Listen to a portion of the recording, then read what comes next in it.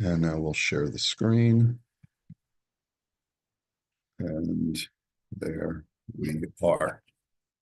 Okay, so what we were left with yesterday, that a ger that converts and wishes to do atonement, we end up paskening that he has the din of a newborn child and therefore does not need to make restitution or atonement on what he had done, what he or she had done when they were not Jewish.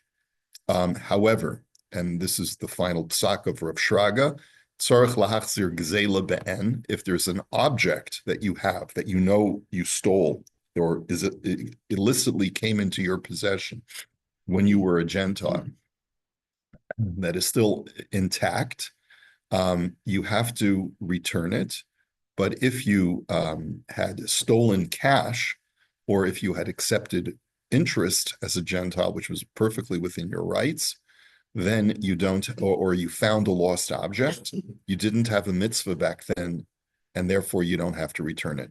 Now, as far as if you stole cash, that's by inference what we're saying. The thing that bothered us about this responsum is that there really should be three levels.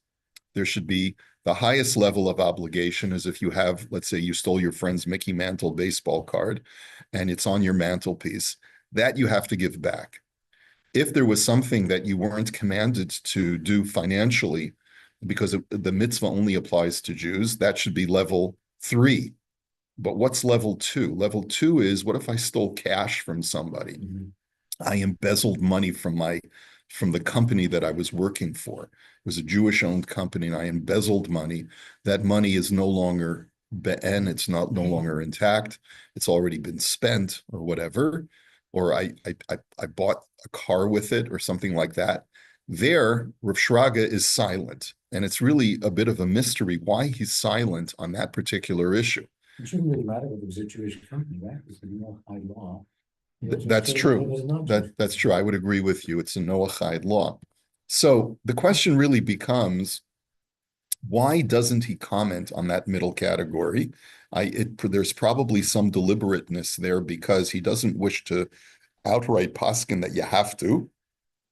And probably on the other hand, he's has qualms saying that you don't have to do anything because you want to make sure that you're right with God and you're right with man. So we had seen one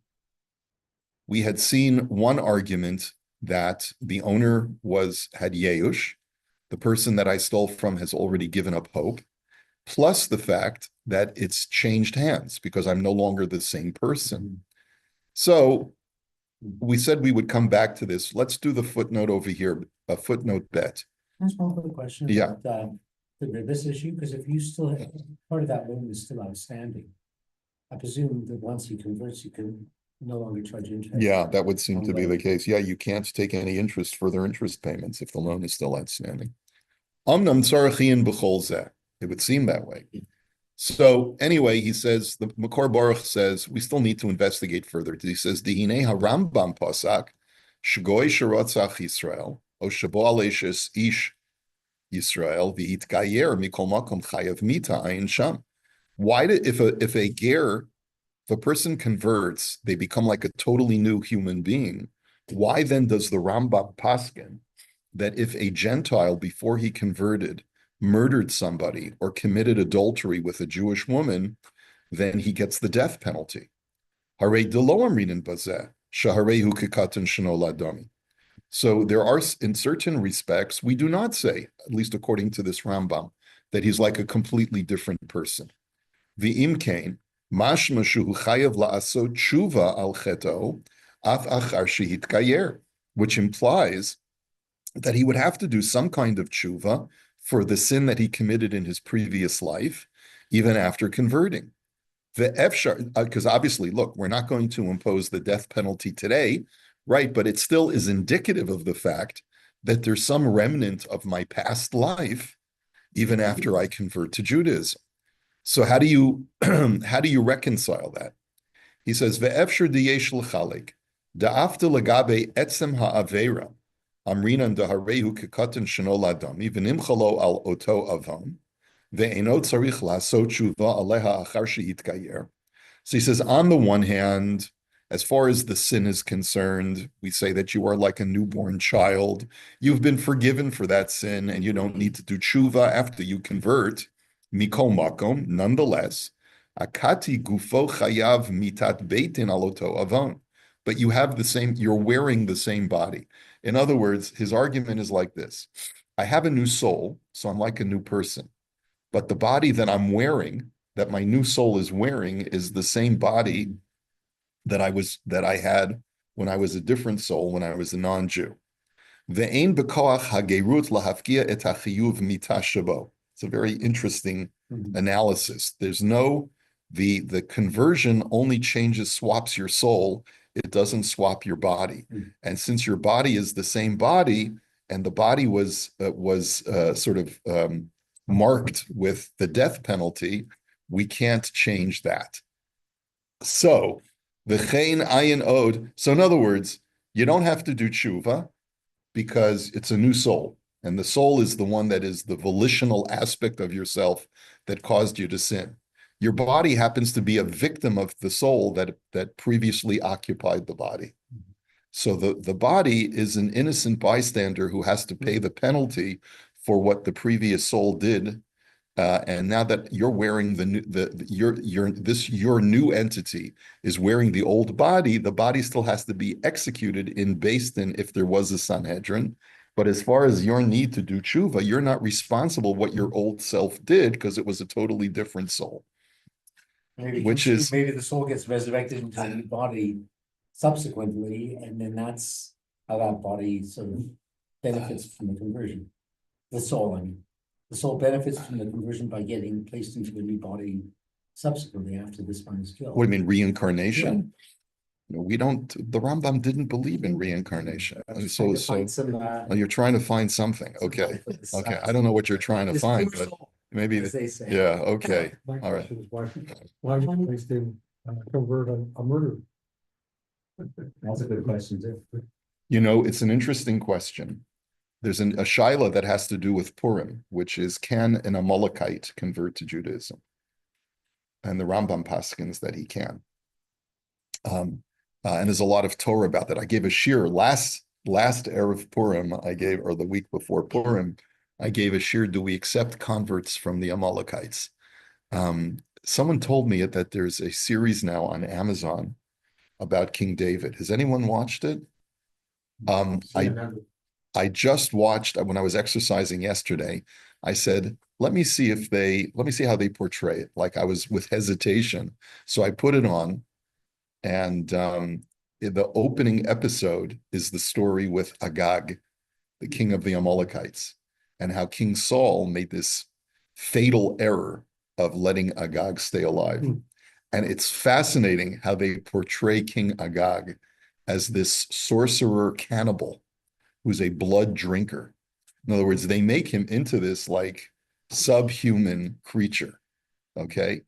And so, but then you look at the Rambam, it says that if a Amalekite wants to convert, I mean, there are people from Gaza who have converted to Judaism, believe it or not. There are Arabs who were previously living in Gaza.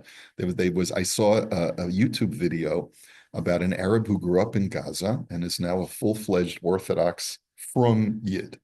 Okay. And so it is possible. And I think that the error of that, there's multiple errors, right? But of portraying Amalek as being cannibals and blood drinkers and all, and like grotesque with long fingernails like a beast, and and he's got one eye that's cataract, so it looks like he looks like a sorcerer and everything, like incanting and putting a spell on people, right? And all of that, crazy stuff. They're doing it obviously for dramatic effect to show why he deserves to die, right? Because if they would have portrayed him as a guy who smelled nice and had a nice haircut and all that stuff, then it would be hard to reconcile how Shaul was wrong to let him live and how Shmuel goes ahead and just basically decapitates him, right? So anyway, Rabbi, The answer to your question, Izzy, is that anyone can do tshuva. And if a person converts to Judaism, and even a murderer who has to be put to death has to do tshuva before he's executed, and he can get olam haba if he does tshuva. So if this guy is truly penitent after having committed, let's say he was working for King Nebuchadnezzar, and there's the famous story of Navazradan, who was the general who had murdered hundreds of thousands of people before the first Churban. And he converted to Judaism. He was Megayer afterwards. And so what do you say? Because he realized what a wretched person he had been, and he realized how wrong he was. Anyone can do tshuva and be Megayer. Yes, Shmuel, was that you? Or was that Hal? I don't remember who was speaking. It was me. Just get back to whether or not an Amalekite can convert to Judaism. Isn't there a Gemara that says that the descendants of Haman were also teaching in Bnei Brak? That's correct. The descendants of Haman taught Torah in Bnei Brak. I think I met them once. I'm just kidding. Okay. V'chein ayin od b'shut shuvas v'hanhagos. I refer you further, he says, to Rav Sternbach Sefer, Shedan begoy shechai bekvius im eshes ish Yisrael. He talks about a tshuva. He has a tshuva about what if there was a goy who was he was living with a Jewish woman who was a married woman. And so he was basically committing adultery on a constant basis. And now they come to the rabbi. She convinces him, let's get you converted so we can get married and I'll leave my husband once and for all. Can you convert him even though he's liable for the death penalty? Kimo shekasaf harambam hanal. Like the Rambam says, and he concludes that it is permissible to convert him. And if he does convert, then he's a full-fledged Jew. Even though he's still liable for the death penalty. Ayin Sham.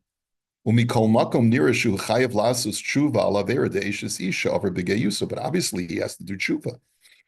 Now, how's he going to do tshuva for living with a married woman? She says, I've been separated from my husband for 10 years, and she's not frum, so she never got a get. And now they become Bali Tshuva, and they realize, hey, we've been living in sin all this time, right? So it could be that in that kind of scenario, there's got to be some level of tshuva. He's got to say, what you did was terrible. And what that tshuva looks like, it's even hard to think about. But does that mean that he can't be Megayer? No. To the contrary, he can be Megayer. He becomes like a newborn person. She'll get a get from her husband. He'll be Megayer. Maybe normally we say in halacha that if a person committed adultery with a woman, he's never allowed to marry her. But it could be in this case because he's like a new person, maybe he could. But that seems to be somewhat problematic based on the fact that if it's the same body, then it's the body that's going to be cohabiting with her. So I don't know. It's a little bit confusing, but we're going to have to hold it here. Let me wish you a Freilich and Purim. We will not be learning tomorrow because I'm going to the early minyan and I'll be away all of next week. So we will resume Bezrat Hashem a week from Monday. Okay. And I think Barry, you posted that on the WhatsApp. Okay.